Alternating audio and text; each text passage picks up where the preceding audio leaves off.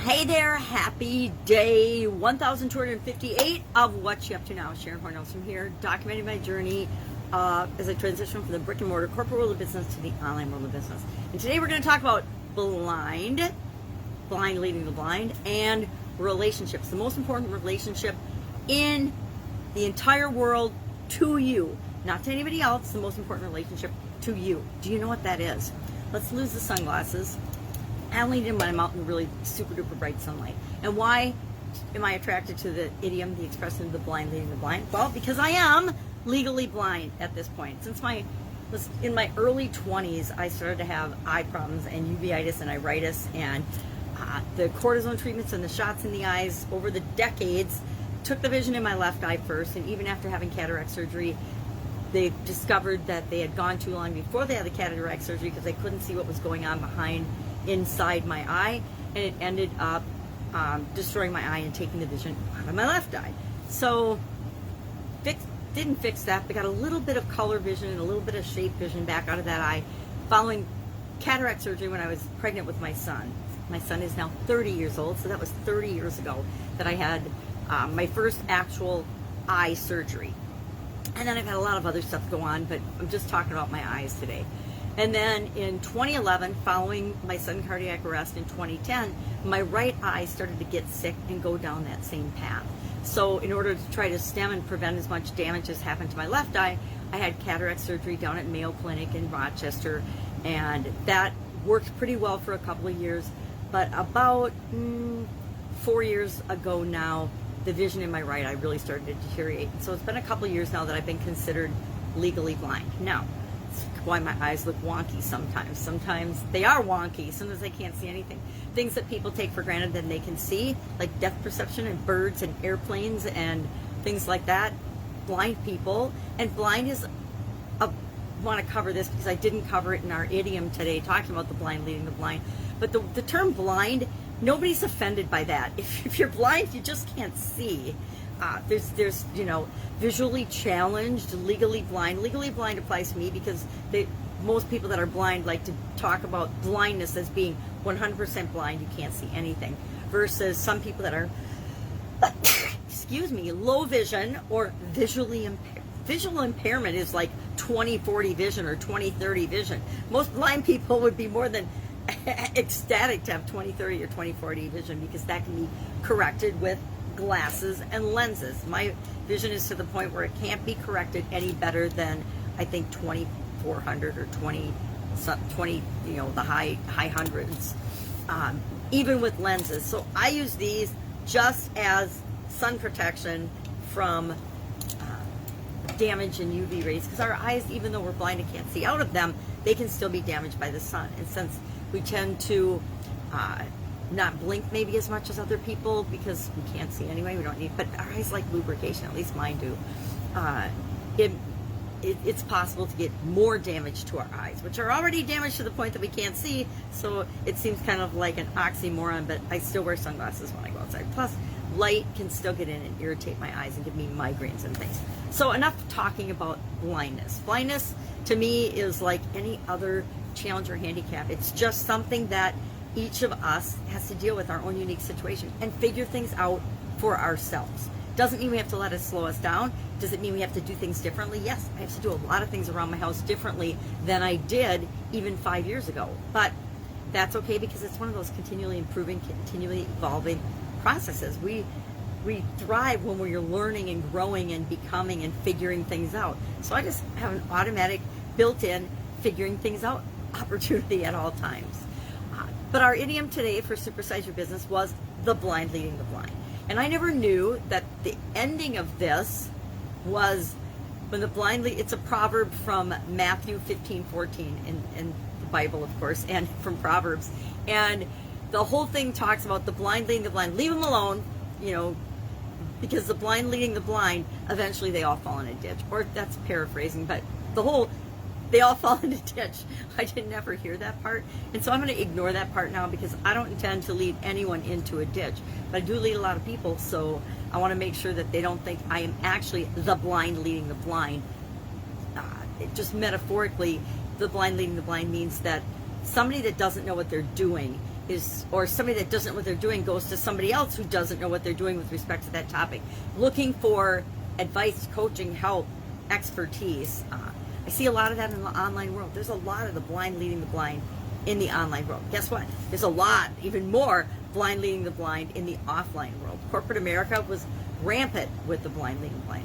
And I think why this idiom appealed to me so much today is because it just jumped out when I was picking an idiom. I'm talking about leadership for the rest of the month with respect to supersizing and growing your business. And I think because COVID has been so much, and a lot of it has been lies and manipulation, but it's been so much misinformation, lack of information, false information that's being purported as truth, scientific information that has been prostituted and lied and manipulated to meet certain people's agendas, that it has felt like over a year of the blind leading the blind. And to many of us who have never even worried about things like that in the past, and not let the outside world impact or influence as much. COVID-19 is an example of everyone being forced to do things by our government, by our powers that be, we talked about that the other day, to create a certain set of circumstances that just aren't real.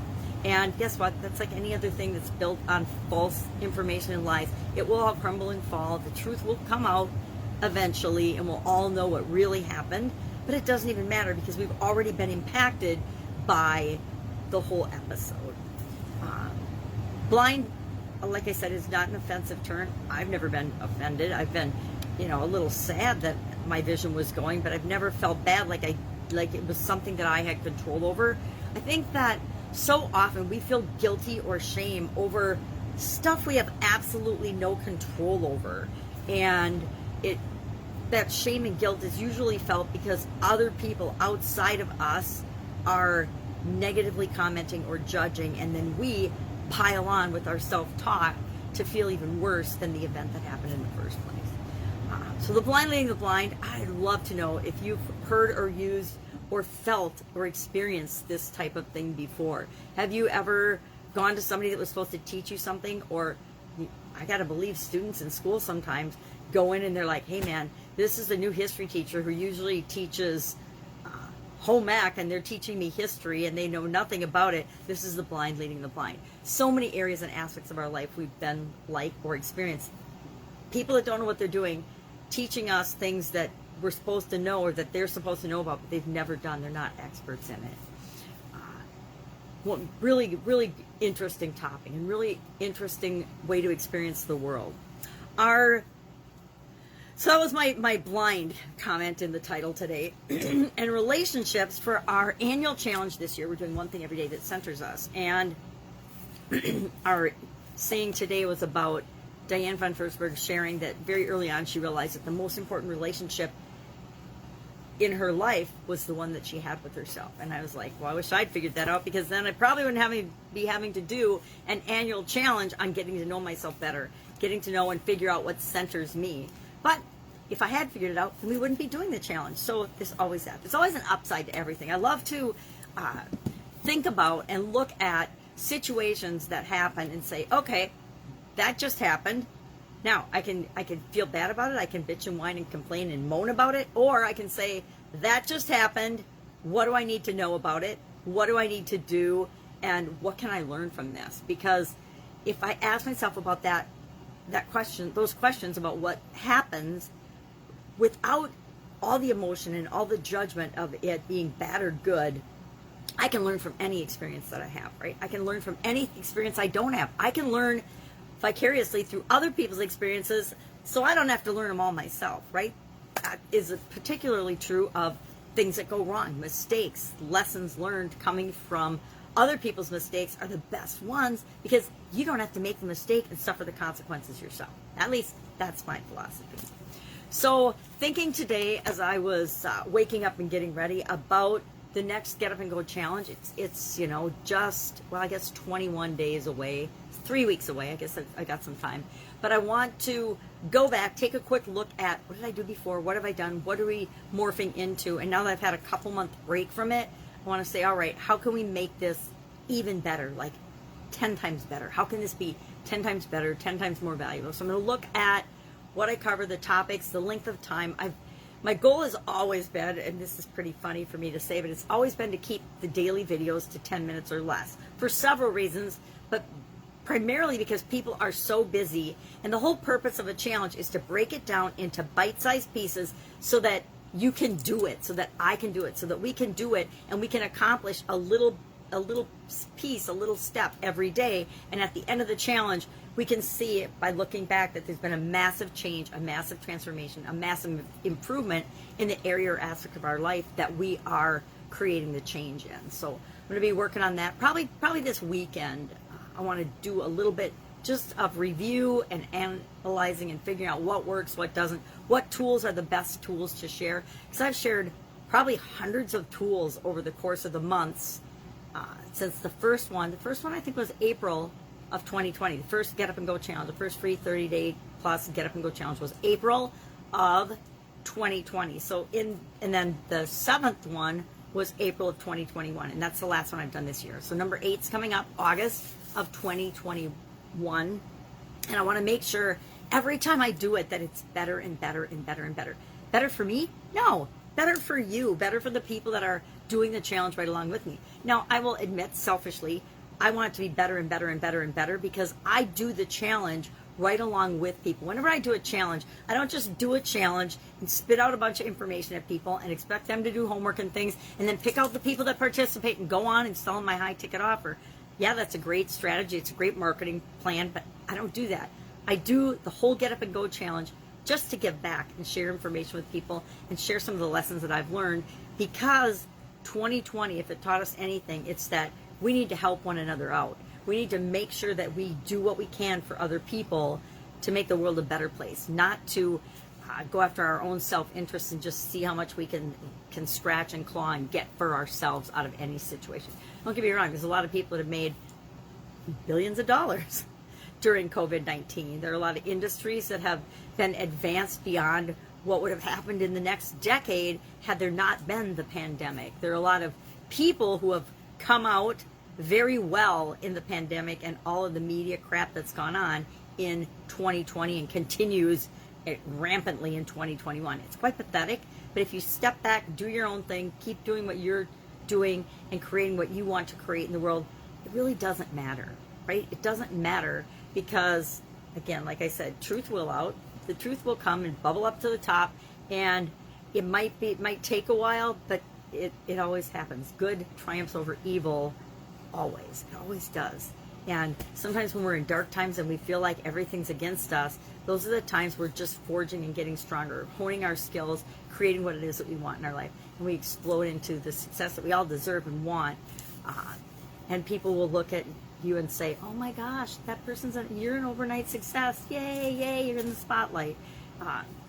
Knowing that that's always fleeting and short-lived. Outside accolades are important to some people, but if you're living for the outside accolades, that's building your house on sand instead of a strong foundation, and it will crumble and fall. It usually does. Whenever we build anything, if we don't build the foundation first, if we don't build the framework first, the structure to help it stand the test of time, the test of experiences, the test of challenges, it will crumble and fall. How do I know? I've had stuff crumble and fall. I've built things, and businesses included, that were not based on a solid understanding, a solid business plan, not to talk about business plans, but a solid foundation, or for a solid reason. You know, I've had businesses just to make money because we could not take advantage, but we could provide a product or service really, really quickly, make a lot of money, and then be done. I don't believe in that anymore. I believe that we're all here to make a difference, to make the world a better place. And so the projects and the businesses and the things that I do and create, I want them to be of real value to people. All right, that's it. That's what I'm working on. Have an awesome day. If I can help you in any way, ask in the comments below. Otherwise, I'll be with you tomorrow to just let you know what I'm doing as I transition from the brick and mortar world, the world of corporate America, to the online world. And then, like I've said, in 2021, a little bit back and forth. Have an amazing day. If I can help you in any way, ask. Otherwise, I'll be with you tomorrow.